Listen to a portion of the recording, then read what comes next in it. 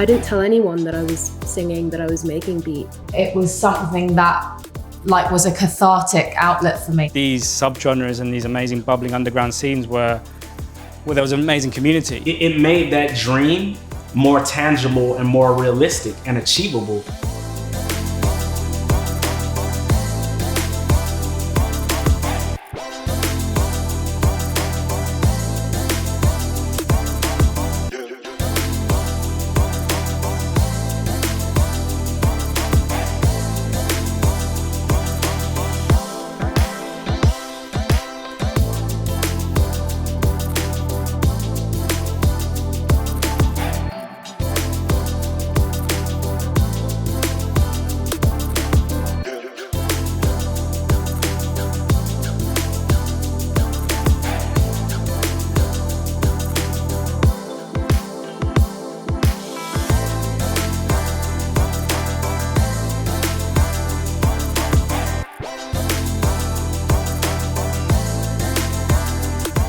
I think I want to get started. Foundry is all about taking leaps of faith, right? And sort of being excited about artists and willing to work with them and invest in them, even as they're just getting started. So I really wanted to kind of just talk a little bit about where we all were as we were getting started in the music industry, what our hopes and dreams were, and sort of just remembering a little bit what that time was like.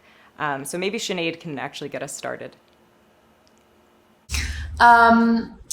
Okay. Hi, everyone. Thank you for having me.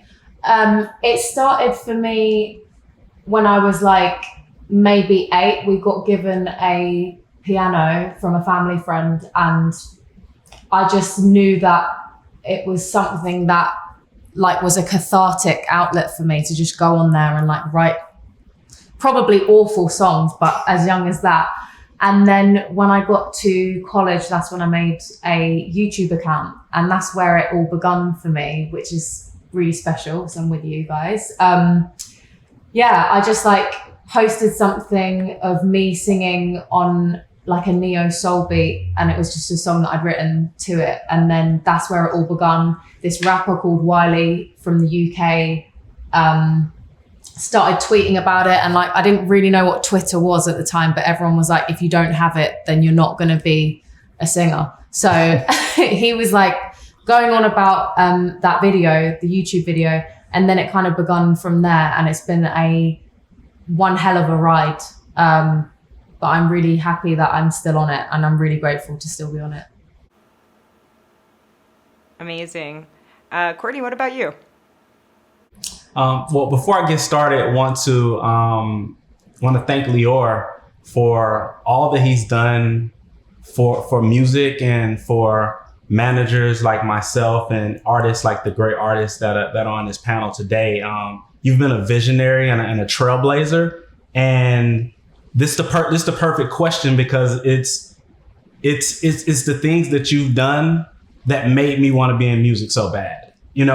Growing up in the era where I grew up, I would, Def Jam Records was everything to me. And I grew up in Atlanta. So in Atlanta, it was a small knit community at the time where Jermaine Dupri had So So Def and Dallas Austin had Rowdy Records. Those were kind of the only two outlets to get your music out in Atlanta. So as a kid, I idolized Def Jam. I idolized all of the things that Lior was a part of and other great executives was a part of.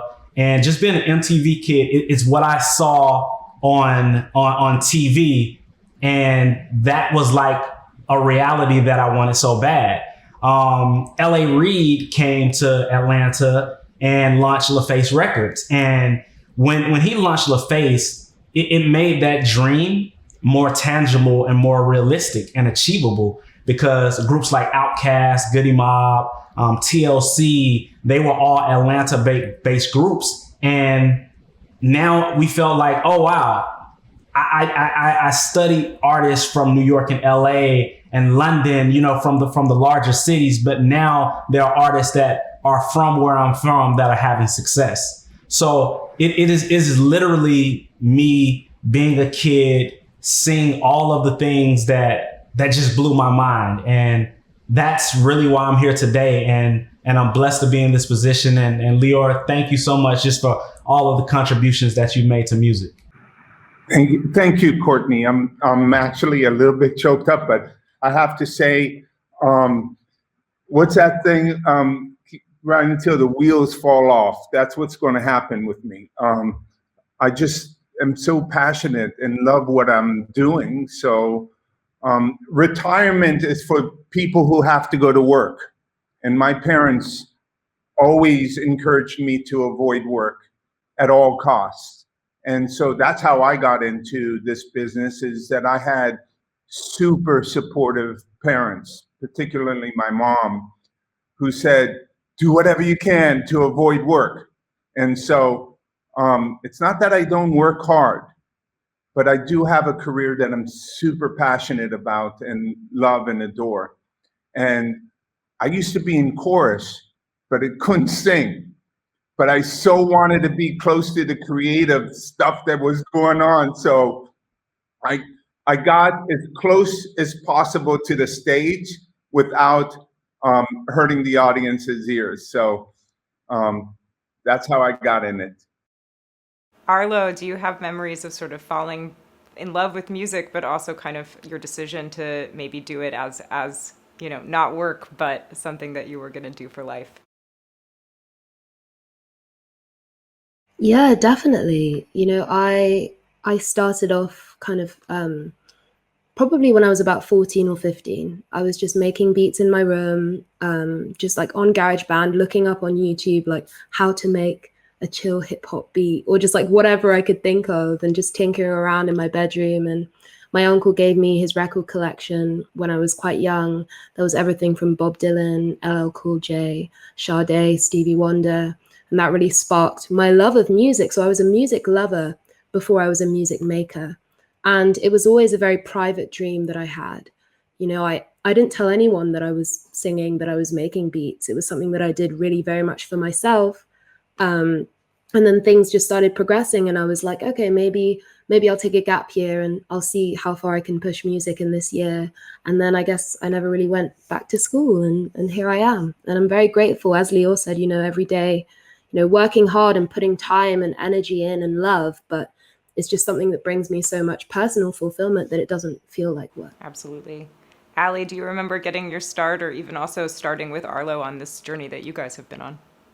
Yeah, I mean, it's really inspirational to hear everyone's stories, because I think there's a lot of crossover, right? When how you discovered the community that we live in right now as a creatives, and the hip hop scene in the US was such a huge influence on me as well. But then obviously that had a massive influence on London, where I'm from. And so I grew up very much in the drum and bass jungle scene. Garage music was a big part of my upbringing as well. And I think seeing that entrepreneurial spirit within those communities. And I think what for me as a kid, it was just, I wanted to belong, be part of a gang. I wanted to be part of this group of people, and it felt like these subgenres and these amazing bubbling underground scenes were, well, there was an amazing community, and when you were part of it, they would, you know, embrace you with open hands, and so that was my kind of entry level. But again, you know, I had really supportive parents as well, in the sense that both of them were self-employed and they sort of worked for themselves. So I think coming into, like, fast forward into where we are now, it's so nice to talk about how you can be surrounded by really encouraging people, and I think that's something that really I find in the independent scene. And but yeah, right up to this point, I mean, I came back down to London after I was at university in the Midlands, and I just grafted for like 5 or 6 years trying to find a job in the music industry, and I pretty much did every aspect of the industry I could find.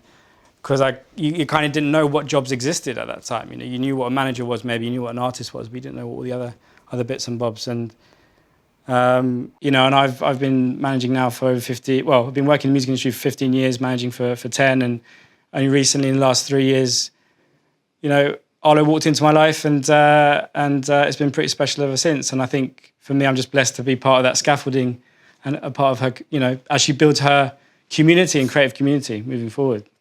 Absolutely.